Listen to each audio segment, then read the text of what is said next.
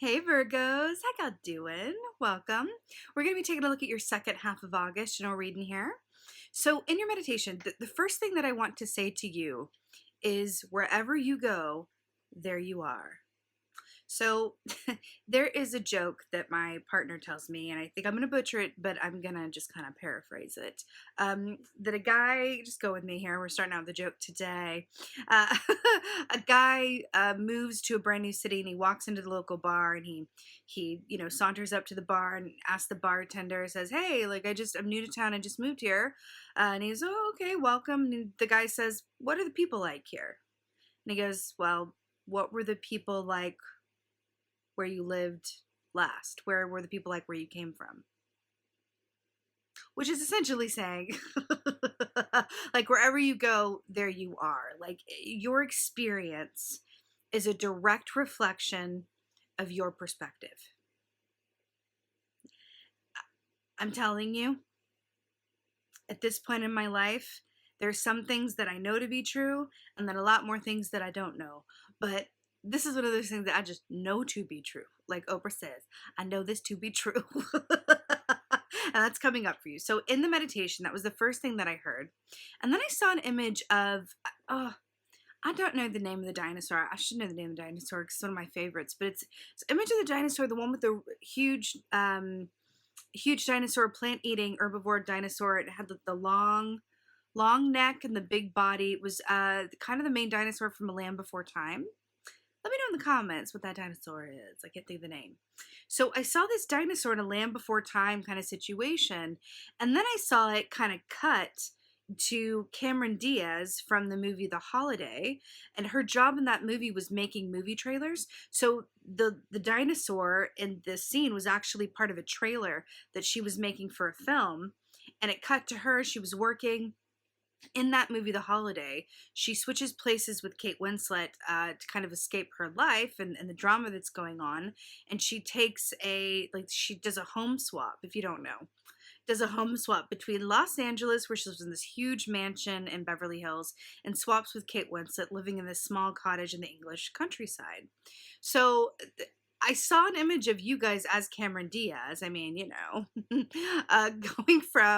moving from that LA situation into this cottage in England. And in that movie, she really regrets it at first. And it's really that aspect of like, wherever you go, there you are. Changing her physical location only deferred and gave some distance to what was going on at home. It didn't really shift anything except her physical location, and made her a bit miserable because there she was, like away, but without the comforts of her space. Why do I feel like that's important? And then, she comes to find that she opens up, she meets Jude Law, everything gets better, she starts eating carbs, all of those things. But the context within that is that her situation didn't shift until she decided to shift her perspective, make different choices, and look at things differently. That's what's going on, Virgo. That is what I'm getting for you. I am very interested to see what your cards say. Let's have a look. Hey, Virgos. Let's go ahead and see what your animal energy is for the second half of August. Animal energy for the second half of August.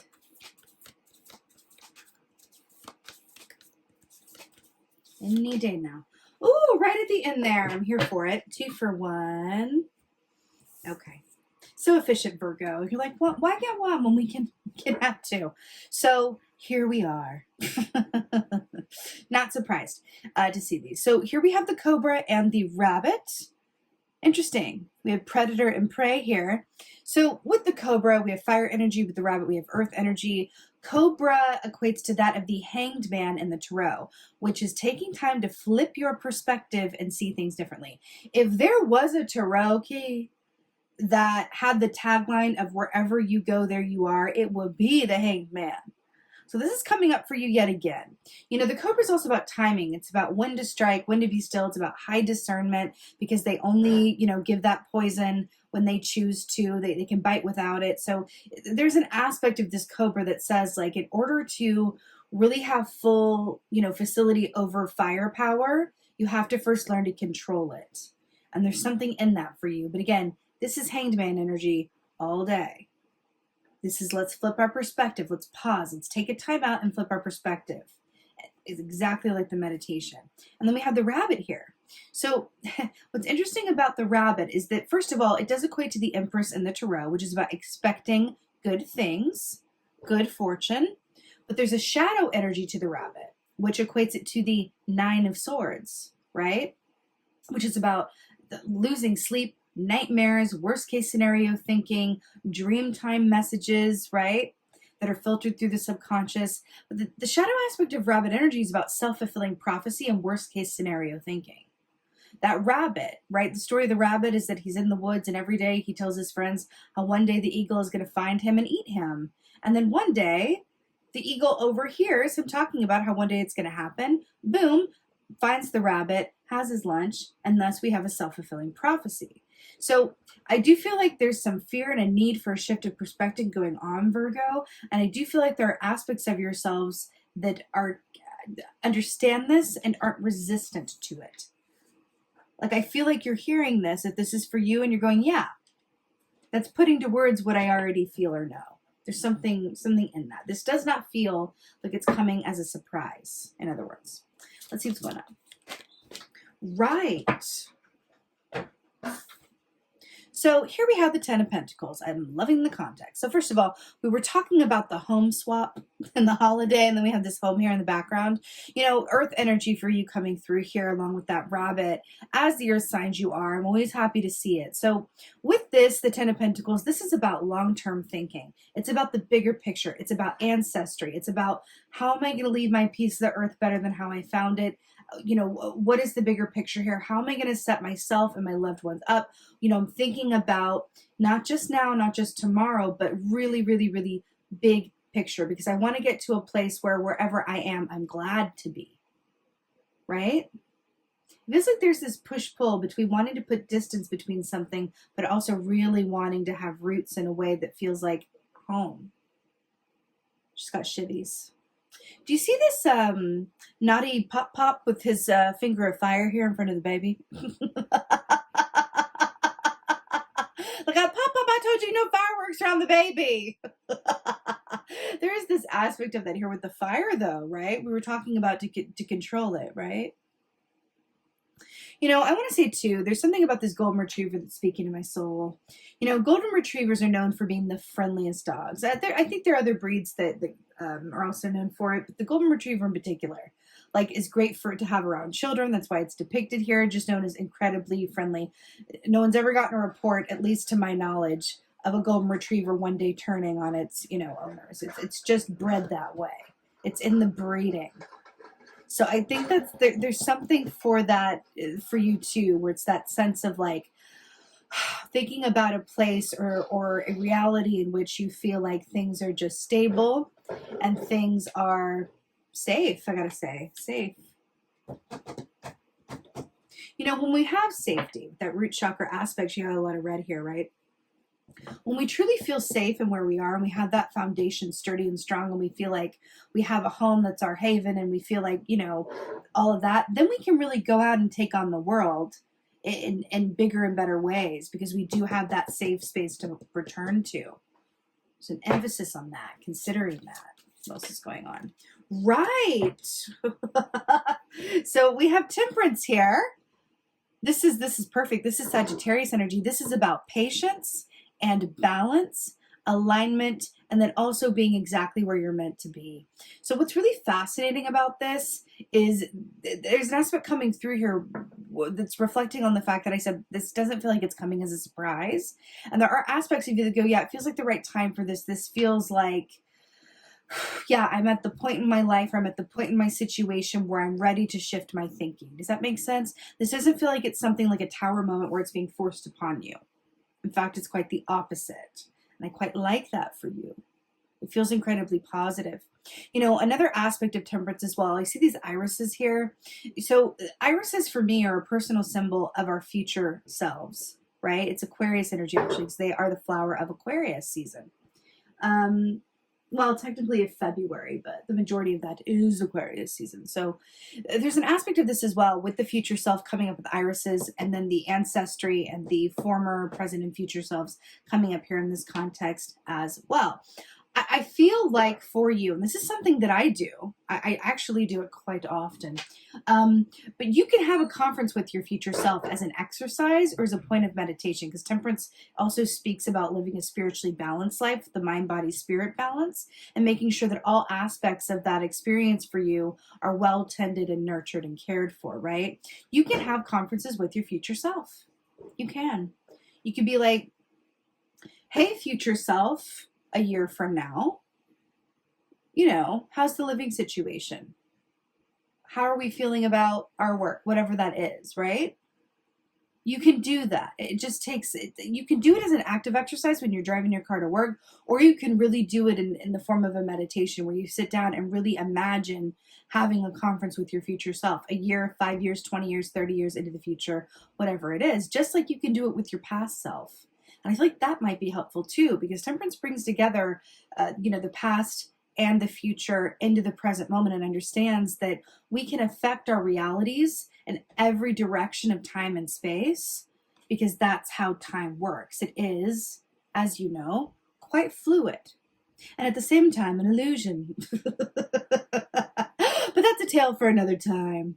I do feel like with this rabbit energy and the fear versus the good fortune and the cobra with the hanged man, you are really being called to take some time to really tend to the aspects of yourself that feel dissatisfied, unsafe, or not quite as stable as you'd like to be. The time is good for this. The time is now. The time is now. What else? Right. Death. So endings that make way for new beginnings, regeneration, new hope, new path ahead. But this does require that you shift something. Something has to die in order for this to work. More fire here, right? So there's something about that, the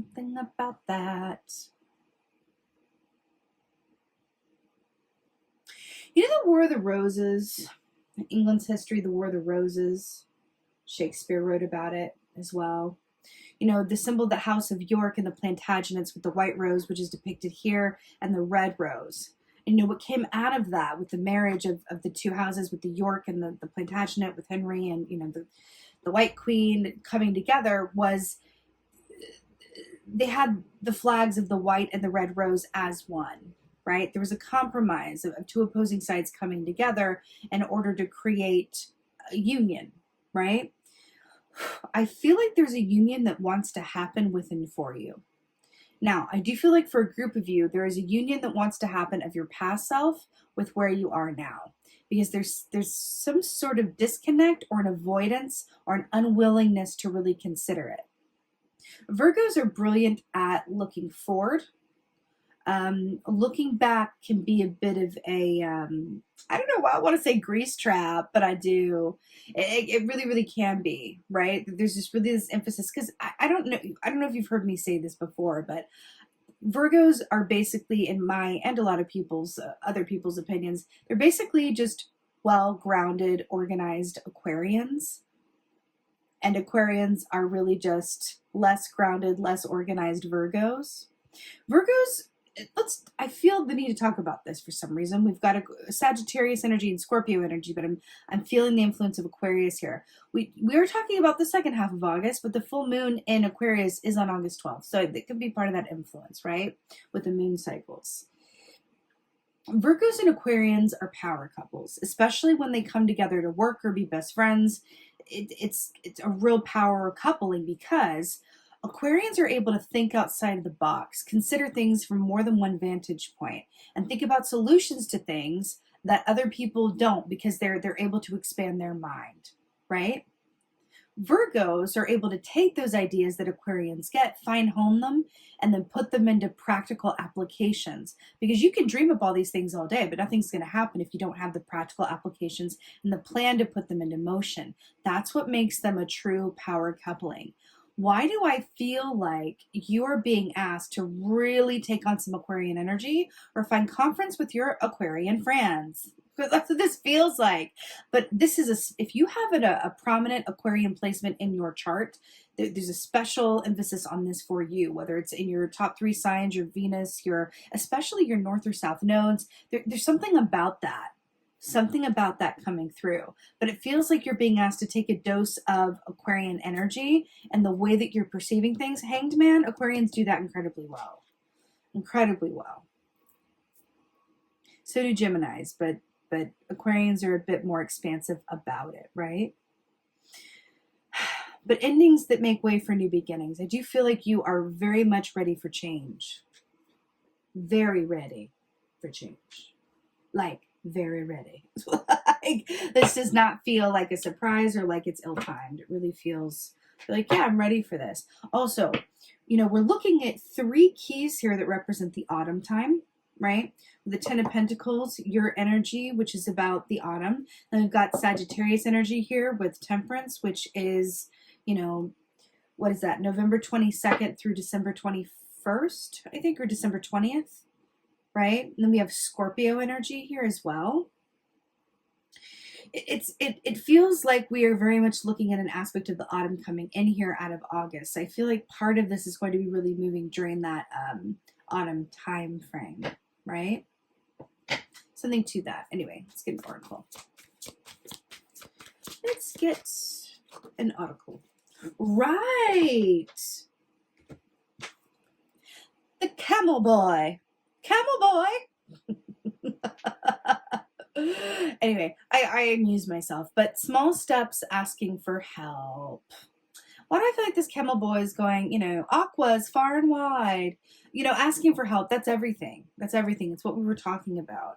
Even if it's not, you know, you're asking your Aquarian friends, it's really asking yourself, asking your future self for conference, asking your past self for context, asking your future self for conference, asking your past self for context. That feels important.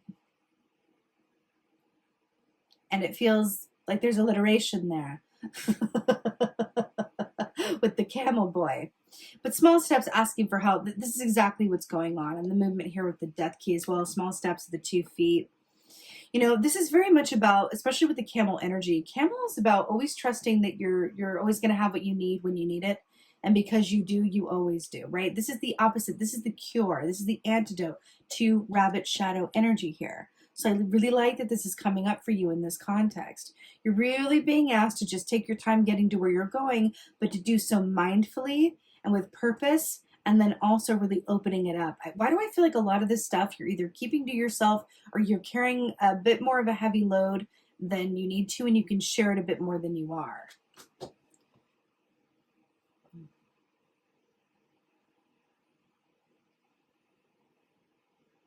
I do feel like there's an aspect of this where you are being shifted towards something that is your 10 of Pentacles reality and lifestyle, but there's something that needs to happen to bridge that point, and I do feel like it goes back to the beginning of the meditation. Cameron Diaz, you know, she went to England, right? She went there, but it was the same exact thing, because wherever she went, there she was. So the change begins with you, Virgo. It's really about an inner shift here that wants to happen. A shift of perspective, considering different options, really thinking about this from a place of an open mind, right?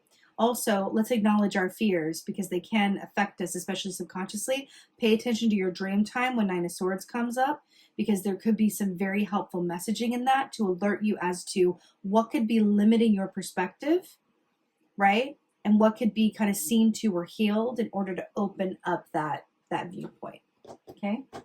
But Virgo, you absolutely got this. It does feel like a significant time, but it also feels like the bridge from here to where you're going to be at the end of fall or autumn is very, very different in a really good way. If you play your cards right and stay connected to your own knowing and do the work, I'm telling you, like, very different situation in a really beautiful way, because the camel is a sign of good fortune, and so is the light side of rabbit energy. So you're getting to where you're going.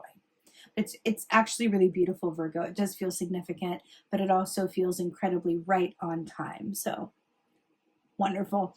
With that being said, I'm sending you so many blessings for your second half of August. Oh, I just realized your birthday season is something that's not indicated here, but it's implied. So interesting the timing of that as well, because that provides a point of perspective when you know, your own personal new year, right? Interesting. Anyhow, I love how I just like skipped over the fact that we're literally looking at the beginning of your birthday season, which is probably a message in itself about perspective and seeing things. But anyhow, Virgo, as I was saying, I so hope that this helps and resonates. If so, please let me know in the comments below. I love, love, love reading your comments. Please like, share, and subscribe. I would so appreciate that. And with that being said, just thank you. Thank you so, so much for being here. And as always, thank you. Thank you for being you. And be well. Until next time.